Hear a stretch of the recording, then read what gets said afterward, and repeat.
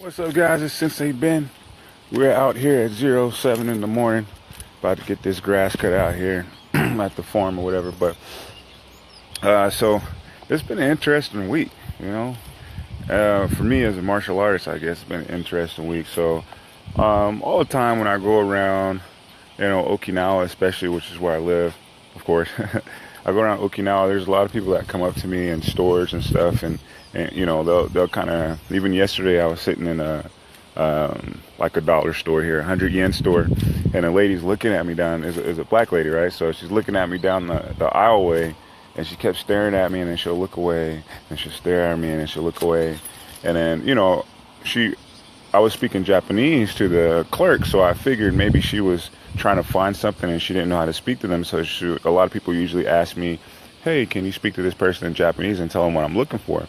So I kind of looked over there and I was like, hey, what's up? And she was like, hey, how are you doing? And then she goes, are you the guy that does like some kind of cha-cha-cha in Japan? And I was like, yeah. She was like, oh, so you're the guy that owns the martial arts business? And I was like, yes, ma'am. So I started talking to her, and she's going to bring her kids and whatnot. So that happens all the time. But a strange one happened the other day.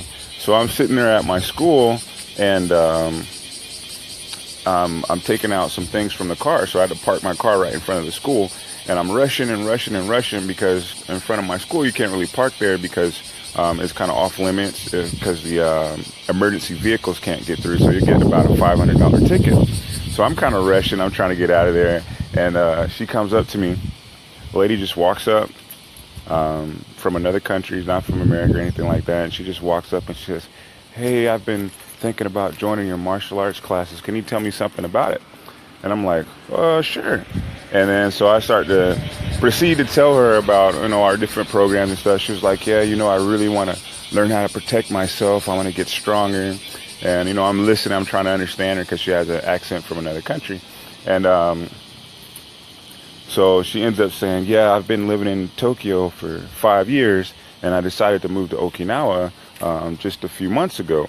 And she said, and then the very first night I came to Okinawa after living in Tokyo for so long, she said, I went to some kind of bar or something like that, and a guy came up to me, a local guy came up to me, and grabbed me by the throat and put me on the wall and started choking me. And I was like, whoa. So all of a sudden this lady just walked up to me and started telling me her story, and she started crying and everything. And we're out there in the middle of a parking lot in front of a couple of restaurants, and some people are watching this or whatever else, and obviously they can tell we don't know each other. But all of a sudden, me and this lady that I have no idea who she is are sitting there hugging in the parking lot. She's crying on my shoulder, wanting to learn how to protect herself. So it was one of those instances, people, that it really reminded me that what I do is important, and it's important to a lot of people. So I don't take it as an extracurricular activity. I don't take it as something that we're just working out. I take it as something to heart, because a lot of the people I teach really, really, really may have to use it one day. For instance, 1 in 4 people will run into some kind of physical altercation in their life, whether it's somebody trying to steal their wallet or whether it's just, fighting with their brother or sister. 1 out of 6 people are going to have some kind of sexual assault happen to them in their life. So the stuff I teach people, and like I told my students yesterday, if you mess around in class, of course none of these moves are going to work. If you come to class and you put in really hard work, you may have to use it one day.